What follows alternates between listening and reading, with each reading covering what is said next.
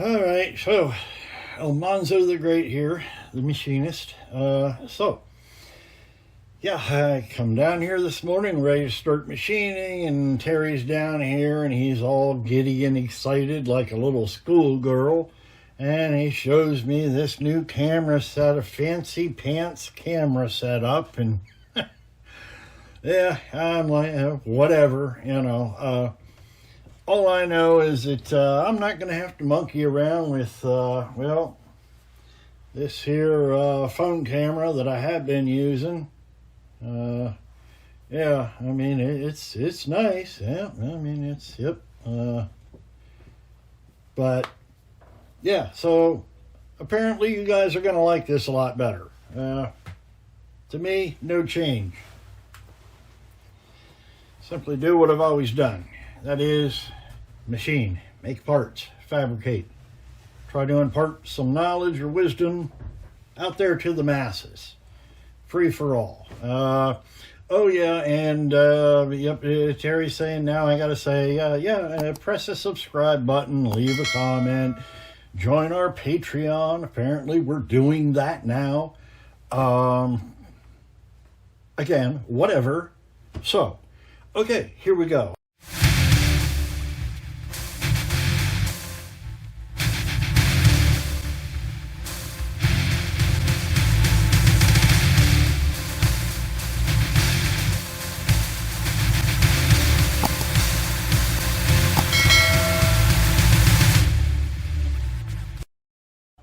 This will all be edited afterward, which is nice. I got 3 cameras here, and Sean Fox, one of our team members, he's going to do the editing and the switching between cameras. And makes my job a whole lot easier. All I got to do is, like that idiot Terry says, push the button. So, okay, here we go. So, going to be machining these eye collars. Okay. Going to be putting a counterbore in them. So you remember in the previous operation, these had been bonded together with solder paste. You might be able to see, hopefully you can see now that the camera's halfway as decent. Turned out very well. So, the reason we didn't do normal soldering is because you might end up with something hideous like this. Yeah, it goes all over the place, okay? And I do mean all over the place. And wherever the flux goes is where the solder flows. So, yeah, that becomes a problem because when you have such a large hangout on each side, when you go to chuck this in, the jaws will hit that, and it makes it nearly impossible to get the piece concentric, centered in the 3-jaw chuck. So we shall throw that in the bin.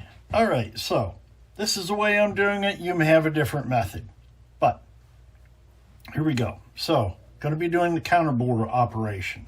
That is to put in this counterbore to the depth specified in the CAD or to your particular needs or specifications. I'm currently using a 5.7 millimeter 3-flute end mill. The reason I chose this is because, remember, on these parts we have this tiny little piece here, okay? And the rod sticks a little bit proud on the one side. Remember, we take one side when we assembled this and we jam it right in there all the way down and bottom it out, and it leaves a little bit that sticks out. Okay, so what we do here is we put this in. Okay, now put that in there, kind of wiggle it around as we're tightening it, and center it up in here. Okay. There we go there. Now, we give it a little spin here. pretty concentric. I'll buy that. So now what we do is we find that high spot created by the fact that that rod is sticking a little bit proud of this rear piece here. So with the 3-flute end mill, I can now rotate that. I can align it. Please ignore my neighbors dropping stuff next door. And I can butt this right up against here with my tailstock, with it zeroed out, okay? I can then tighten this up.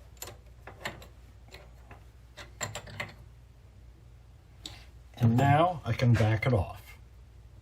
There we go. Now I'm away. I can go ahead, I can start, and I can bore to depth.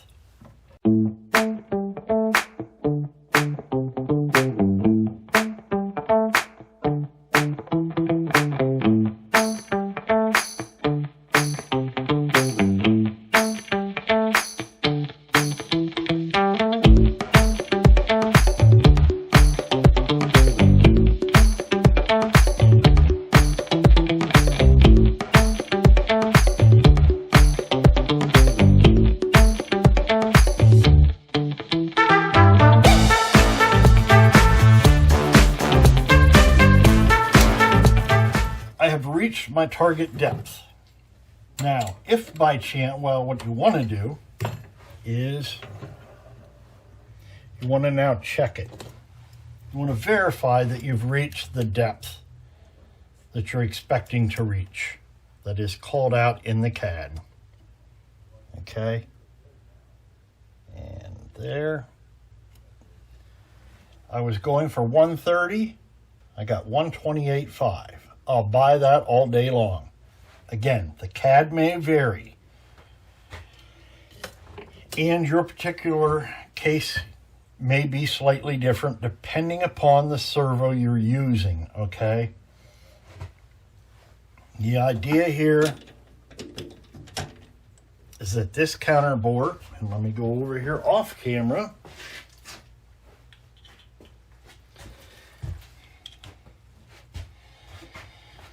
The idea is that this counter bore go down on here without hitting this surface down here of your servo. This is the wrong servo, but yeah, this does not hit. If you do go a little bit too deep, don't freak out. You can always place a very thin shim washer inside of there to bring it back up just a hair, so you've got clearance between this and your servo housing, and everything's golden, okay? The other side, rinse and repeat, okay? I'm not going to make the video longer by doing the same exact operation on this side that you just seen. So, that's it for this particular step. The next step will be re-drilling this hole again, because as you may be able to see, yep, we do not have a hole through there anymore because we inserted the brass rod in there. Okay, you can actually see on this one, there's a little bit of it sticking in there. So that needs to be re-drilled. All right, that's it. Almanzo signing out. Later.